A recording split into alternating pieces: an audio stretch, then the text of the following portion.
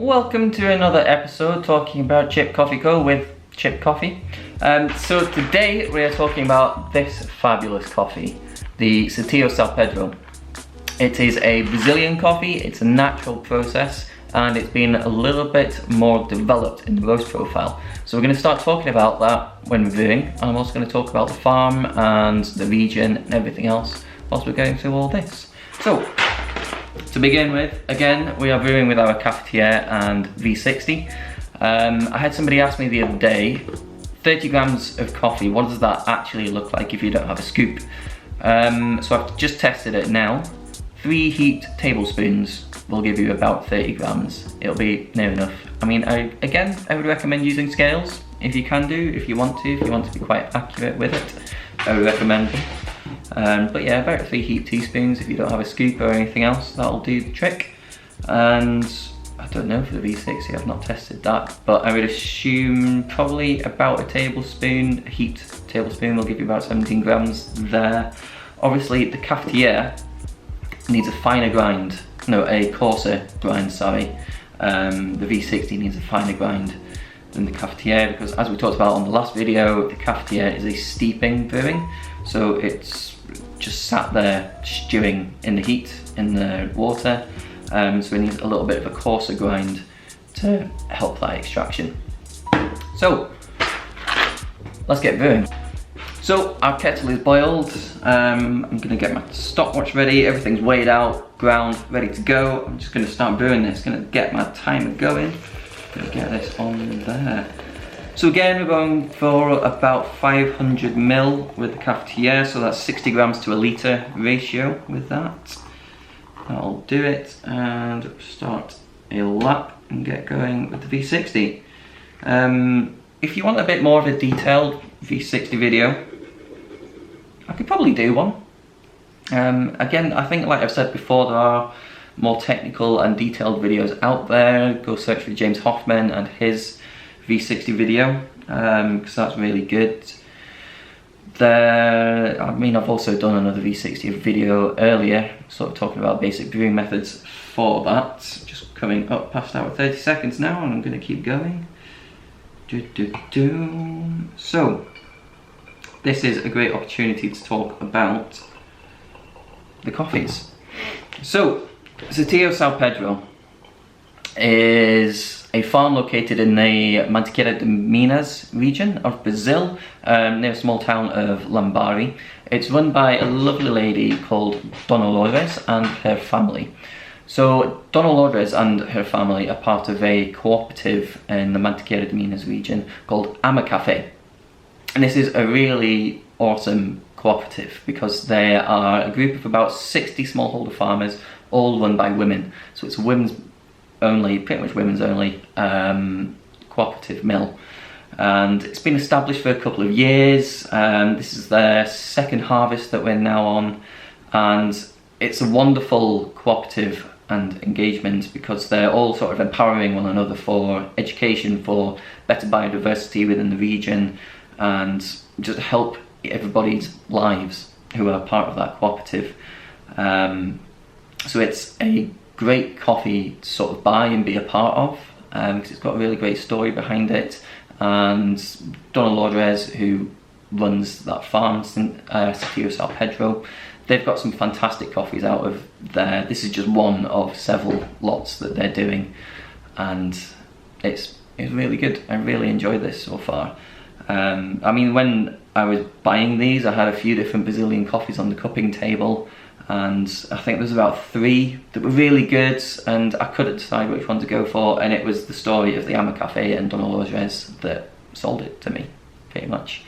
So the coffee itself, as I sort of mentioned, this has had a further development in the roast profile. So it's not necessarily a dark roasted coffee, it's more to the medium dark, and there's method behind the madness here. So this is prime for a really decent espresso coffee.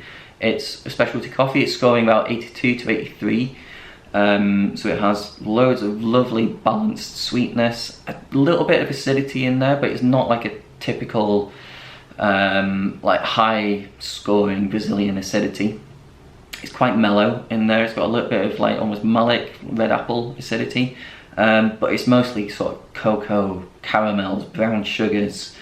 And when you put this through as an espresso, I've tried it as a 16 gram and an 18 gram. I actually prefer the 18 gram, which is more of a typical espresso recipe, and getting about 40 grams out in 25 to 30 seconds. It works lovely as espresso, but particularly well with milk. So your sort of flat whites are incredible. Like, you still get a really good punch from the coffee, but it still works really creamy and silky and smooth with all the milk in there. It was great as a latte and a cappuccino. You don't get lost. The flavour of the coffee doesn't get... Sorry, the flavour of the coffee doesn't get lost in the milk or anything. I don't know if you noticed a little camera change there, because my camera just ran out of battery, so I've had a little mishap. I just had to charge up the battery for it, and in that time everything has now brewed. So the cafetiere's brewed, it's done its full 8 minutes. I broke the crust at 4 minutes, and we're now primed and ready to plunge this. Just time. I've probably overbrewed this a little bit for what I would usually go for, so I'm just going to get the plunger in there. So if you remember from last time, my advice for cafetieres: be patient with them, because when you see people like really struggling to get the plunger down, it's just because they've not given it enough time. So the V60 is obviously ready, and cafetiere is ready as well. We're going to get that going, and I'm going to start talking about the tastes and sort of different flavour profiles we get from the two brewing methods here. So on the nose, I'll bring these up actually, so I'm not just seeing the top of my head. Again, I think you get a sweeter sort of smell and probably get a sweeter profile from the V60.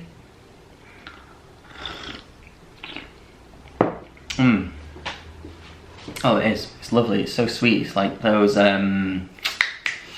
like molassesy, like a really dark molasses cocoa caramelized. It's all those brown sugar things with a bit of spice underneath. Very, very mellow, subtle acidity on the end.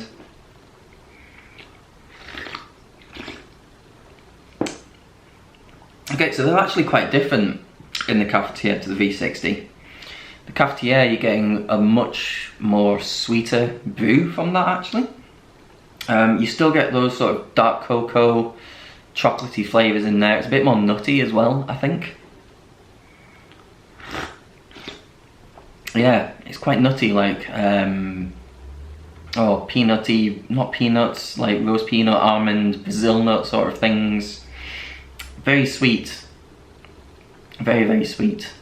Loads of chocolate in there as well, but it's that sweetness, the caramels and dark sugars, like brown sugar. What's that brown sugar called? Demerara sugar. It's got loads of like Demerara sugar coming from that. Like, you wouldn't need to put any sugar. If you drink sugar in your coffees, drink some of this. Try it without sugar first, because this is so sweet. Wow. Especially in the cafetiere.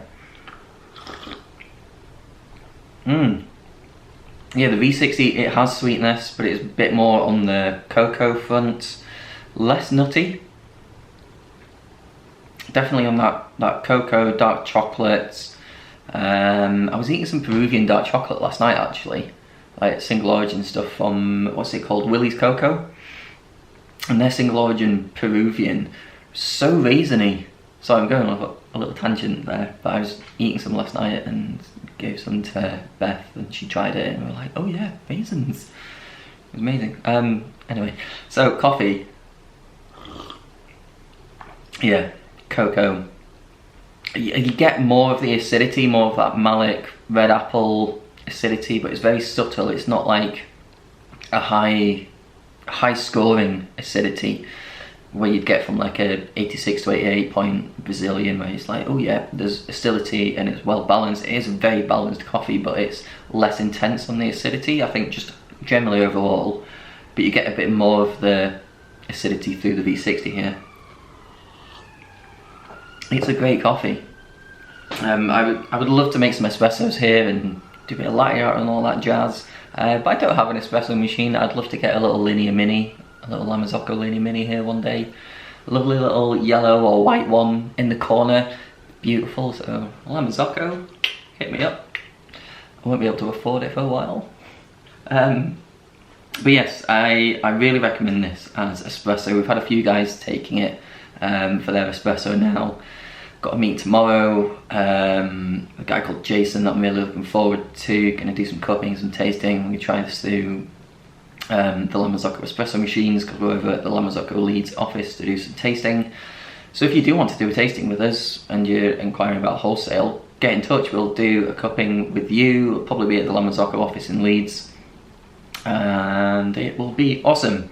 So yes, this lovely coffee, we've got loads of it left. This is one of those coffees where I want to make sure we had a good enough contract in volume for it, because as you'll probably have seen now, the Kenyan Kibiru has sold out really quickly. We've pretty much sold out of the Ethiopian Demerso, so unfortunately I'm just not going to bother doing a video for that until I get another natural in, which I've got a few options coming for a replacement natural for the Demerso. There's some fun, exciting potential things, but this we've got a fair amount of. Because again, I wanted to support the farm, I wanted to support Our Cafe and Me and the Soul, who do all their amazing work. Vinny, if you've watched any of my previous Me and the Soul videos, I did a chat with Vinny a while back. I'm going to try and catch up with Vinny again, because he's currently out in Brazil. He's going to come back and we're going to try chat and talk about Our Cafe. We're also going to talk about Fazenda Tech. If you see any of the Fortitude coffees, they do some great work with Fazenda Tech, because I'm still actually doing the green buying for Fortitude.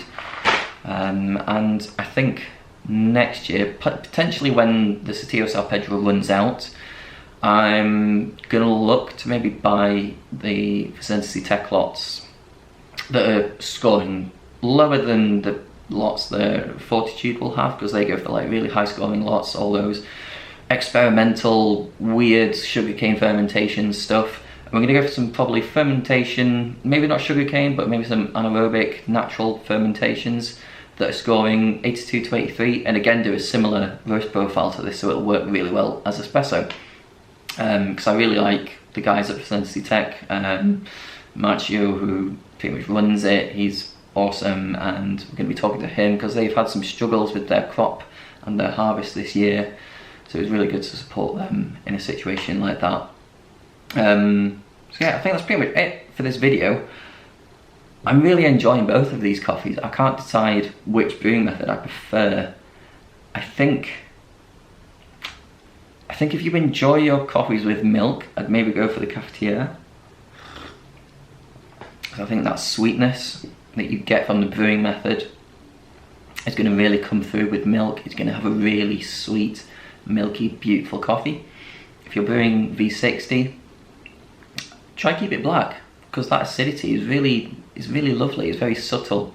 It's a beautiful black coffee, but again, you could quite happily have milk with that. Or if you've got an espresso machine, get it as espresso, because it makes a wicked espresso. It's one of my favourite espressos that we've had, along with the high wire blend.